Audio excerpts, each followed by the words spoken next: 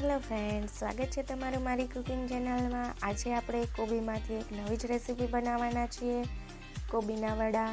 કોબીના વડા એકદમ ક્રિસ્પી અને ટેસ્ટી બને છે અને ખૂબ જ ઓછા સમયમાં આ રેસીપી રેડી થઈ જાય છે।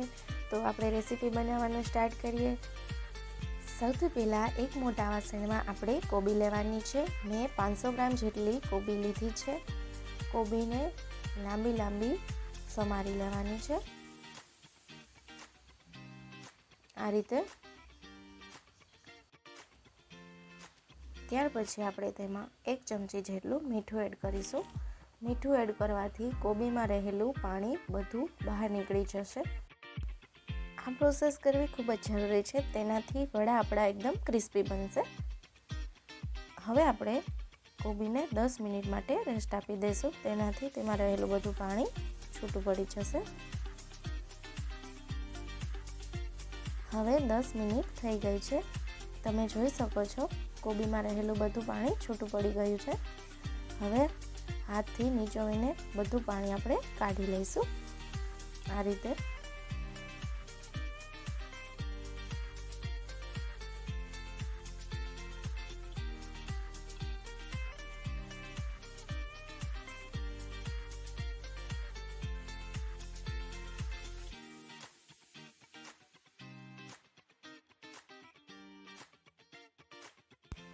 સૌથી પહેલાં આપણે કોબી લઈશું,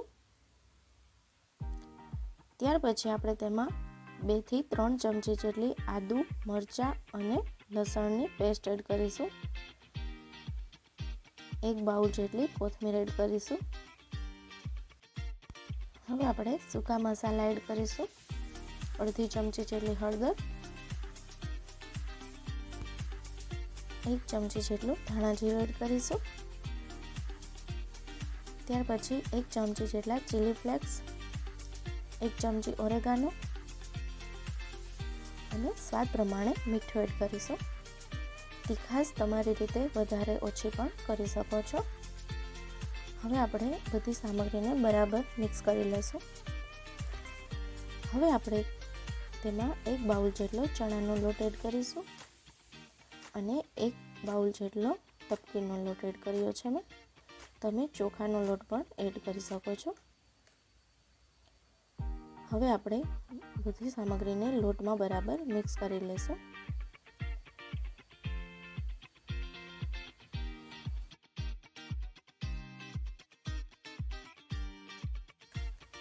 આ રીતે લોટ બાંધી લેવાનો છે। જરૂર પડે તો ચણાનો લોટ અને તપકીનો લોટ એડ કરતું જવાનું છે। હવે આપણે 1 બાઉલ જેટલી ઝીણી સમારેલી ડુંગળી એડ કરીશું।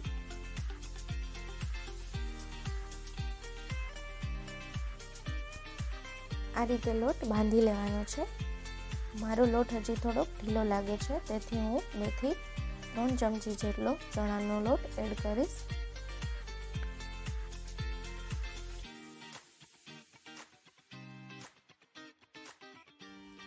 હવે આપણો લોટ રેડી થઈ ગયો છે, તેમાં આપણે 1 ચમચી જેટલું તેલ એડ કરી દઈશું।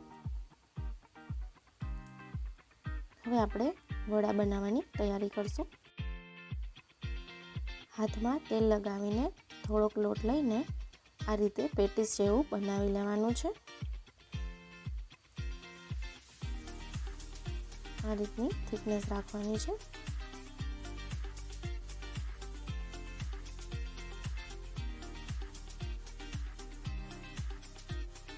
એક બાજુ તેલ ગરમ કરવા માટે મૂકી દીધું હતું। હવે આપણું તેલ મીડિયમ હોટ ગરમ થઈ ગયું છે। ગેસની ફ્લેમ મીડિયમ રાખીને તેલમાં વડા ઉમેરતા જવાના છે।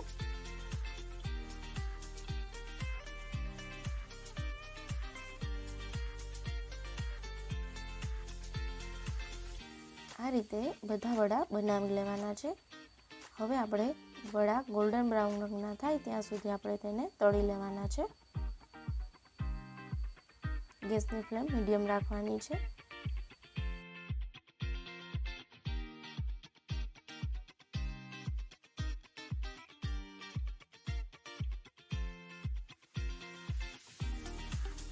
હવે આપણા વડા ગોલ્ડન બ્રાઉન રંગના થઈ ગયા છે. તેને આપણે પ્લેટમાં કાઢી લઈશું.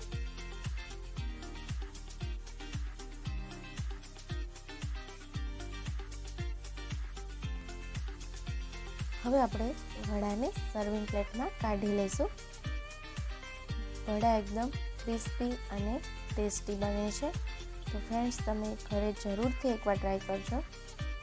કોબીના વડાને આપણે ગ્રીન ચટણી સાથે સર્વ કરીશું.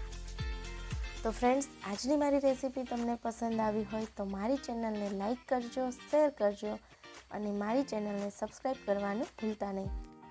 આવી જ નવી નવી રેસીપી શીખવા માટે બાજુમાં રહેલા બેલ આઇકોનને પ્રેસ કરી દેજો, તેથી નવા વિડીયોના નોટિફિકેશન તમને મળતા રહે. Thank you for watching.